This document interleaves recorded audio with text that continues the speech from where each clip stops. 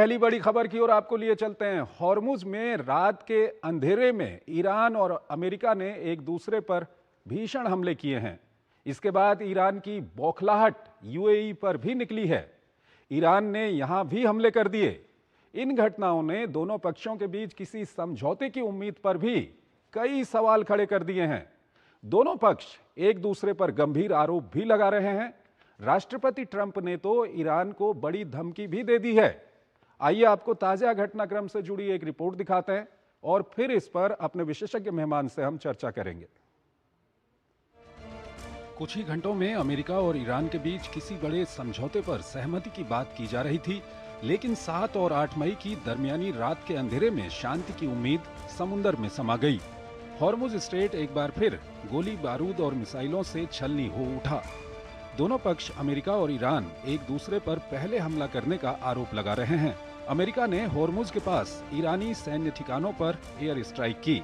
America का कहना है कि ये कार्रवाई उन सैन्य सुविधाओं के खिलाफ की गई जहां से अमेरिकी युद्धपोतों पर मिसाइल, ड्रोन और छोटी बोट्स के जरिए हमले किए गए थे।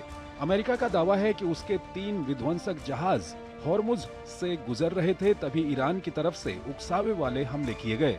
अमेरिका का कहना है कि ईरानी हमलों को विफल करने के बाद उनके मिसाइल और drone launch sites, command centre और सर्विलांस सिस्टम को निशाना बनाया गया। सेंटकॉम का दावा है कि अमेरिकी जहाज हमले की चपेट में नहीं आए। वहीं ईरान ने अमेरिका पर सीज फायर उल्लंघन का आरोप लगाते हुए कहा है कि पहले अमेरिकी सेना ने ओमान की खाड़ी में ईरानी तेल टैंकरों को निशाना बनाया। इसके जवाब में ही ईरान ने सैन्य कार्रवाई की। ईरान का कहना है कि कैश्म द्वीप पर दुश्मन की गोलीबारी हुई।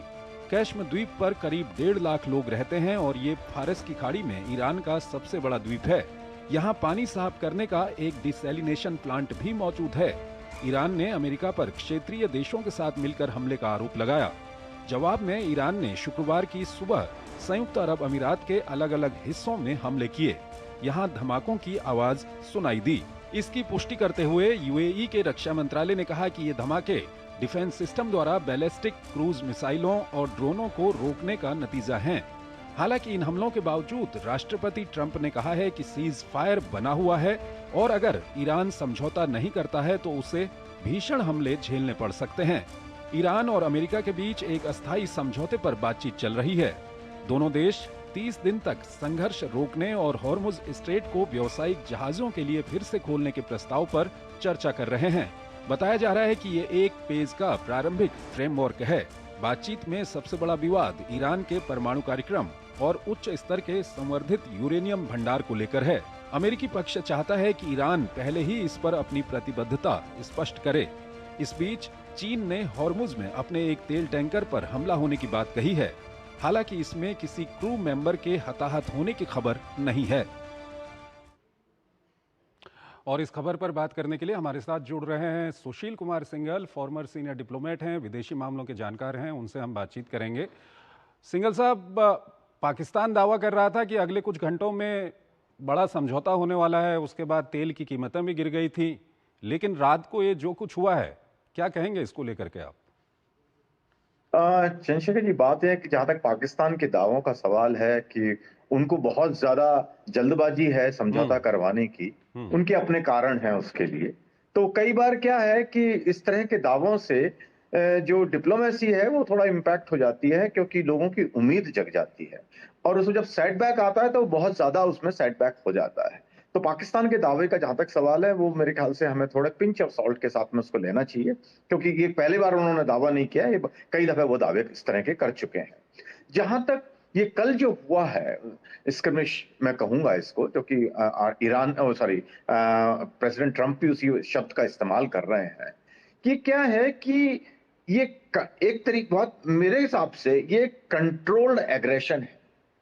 ये क्या दोनों आधिपत्य जमाने की कोशिश कर रहे हैं, क्योंकि स्टेट ऑफ हॉर्मुज को, जो जहां तक अमेरिका का सवाल है, उनकी कोशिश, प्रेसिडेंट ट्रंप बराबर कोशिश कर रहे हैं कि स्टेट ऑफ हॉर्मुज को खोल दिया जाए। इसीलिए अपने युद्धपोतों को भी वहां ले जा रहे हैं, उनको निकालने की कोशिश कर रहे हैं। और ईरान का ये पूरी कोशिश है इस वक्त कि स्टेट ऑफ हॉर्मुज किसी कीमत पे ना खुले जब तक कि उनका समझौता ना हो जाए, क्योंकि उनके पास में एक बहुत बड़ा ट्रम्प कार्ड है। हम्म। लेकिन जो मुझे दिखाई दे रहा है, जिस तरह से भाषा का इस्तेमाल हो रहा है, वो मुझे ये लग रहा है कि दोनों साइड इस वक्त झगड़ा को बढ़ाने के मूड में नहीं है कि फुल फ्लैज वार करना चाहते हैं, केवल अपना कोर्सिव डिप्लोमेसी के तहत अपना आधिपत्य कितना बढ़ा सकते हैं, ताकि जब बातचीत करने की बात नौबत आएगी, जब आ ही रही है, जैसे जिस तरह की बात चल रही है, तो उस वक्त उनका पलड़ा भारी हो सके। और अभी आपने चीनी का जो शिप के बारे में कहा कि एक बड़ी ये इंटरेस्टिंग डेवलपमेंट है कि एक चीनी जो सॉरी टैंकर उसके ऊपर अटैक हुआ, वो ईरान ने अटैक किया।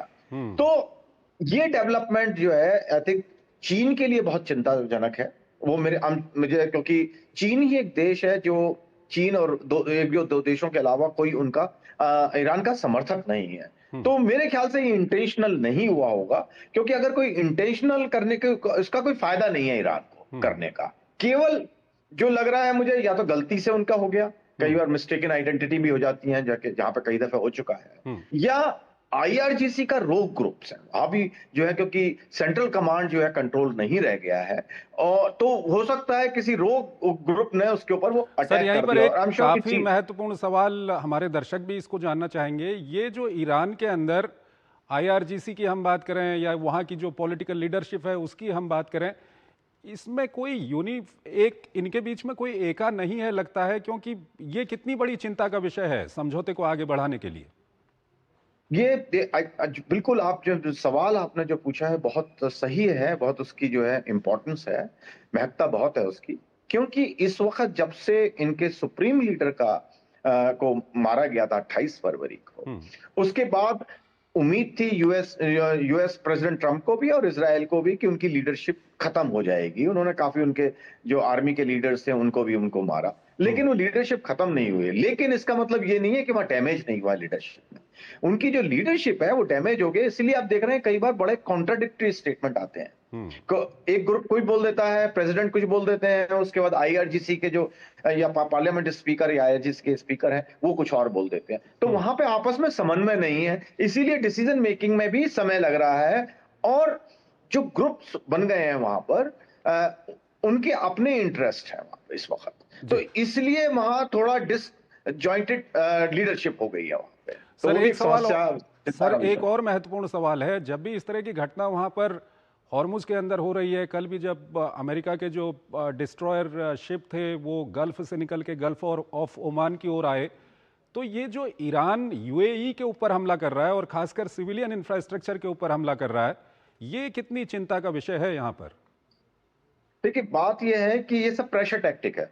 उनको यूएई बहुत आसान टारगेट नजर आ रहा है, क्योंकि जैसा हम जानते हैं कि यूएई और सऊदी अरबिया इनके आपस में जीसीसी में भी आपस में कॉन्फ्लिक्ट चल रहे हैं, और यूएई अपने आप में अलग अपने आप को करने की कोशिश कर रहा है, और उसकी भी जो सुनने में आ रहा है शायद उनकी भी बातचीत चल रही है। जैसे सऊदी अरब बात कर रहा है ईरान से, ऐसे ही ये भी बात कर रहे हैं।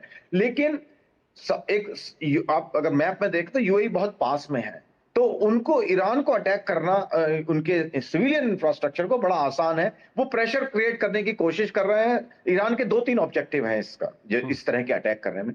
एक तो है कि प्रेशर करना ये प्रेसिडेंट ट्रंप के ऊपर, क्योंकि यूएई जो है उनके ऊपर प्रेसिडेंट ट्रंप के ऊपर या अमेरिका के ऊपर बहुत डिपेंडेंट है। और जिस तरह के ठिकानों पर वो हमला करते हैं, वो सिविलियन टारगेट्स पर, उनकी रिफाइनरीज पर, जो उनकी लाइफ लाइन है। तो इससे क्या है, वो दिखा रहे हैं, एक तो पहली बात, एक बात और भी है कि वो दिखा रहे हैं कि हम कोई भी कुछ कहता रहे, लेकिन कोई मिलिट्री कैपेसिटी उनकी खत्म नहीं हुई है। वो जब चाहे जहां चाहे अटैक करने की पोजीशन में। तो यूएई को अटैक करके 2-3 पर्पस सर्व कर रहे हैं।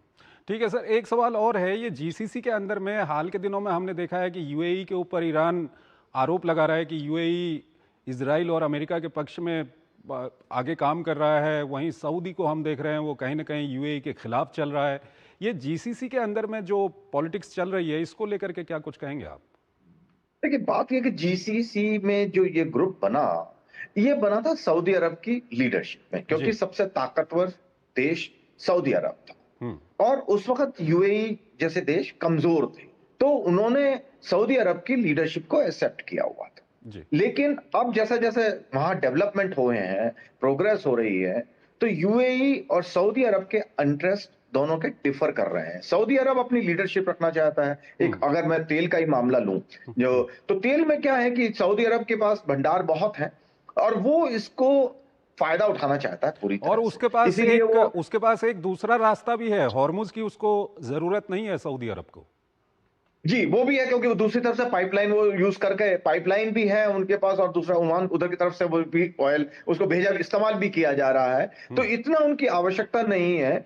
लेकिन अभी क्या है कि आपस की लीडर क्योंकि इंटरेस्ट कोइंसाइड नहीं कर रहे हैं इस वक़्त। हम्म, क्योंकि यूएई को ज़रूरत है तेल ज़्यादा निकालने की ताकि वो अपना डेवलपमेंट कर सकें। हम्म। और इनके जो पॉलिटिकल इंटरेस्ट हैं क्योंकि यूएई अब जो है सऊदी अरब के अंडर में ही रहना चाहता है, उनके अपने कारण है क्योंकि उनके एम्बिशन भी बढ़ गए हैं और पर्सनालिटी क्लैश होने लगा है। जी। तो इस वजह से ही जीसीसी में बहुत आपस में टकराव देखने को हमें मिल रहा है और ये क्योंकि यूएई और सऊदी अरब मेन लीडर हैं इसके।